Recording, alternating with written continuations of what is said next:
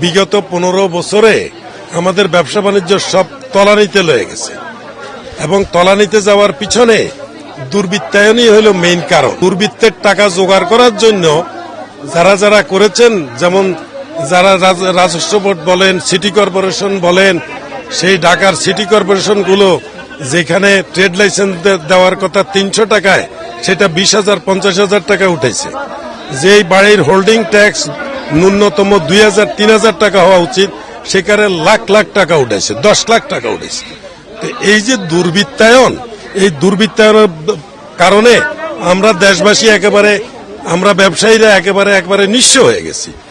আজকে যে আমি ত্রাণ দিচ্ছি, আমার কিন্তু জমা টাকা নেই, তারপরেও আমি সাহস করেছি আমার গ্রুপ অফ কোম্পানি, প্রত্যেকটা কোম্পানির থেকে আমি জোগাড় করে লোনের টাকা দিয়ে তারপরে আমি আজকে এই ত্রাণ কার্য সম্পন্ন করেছি।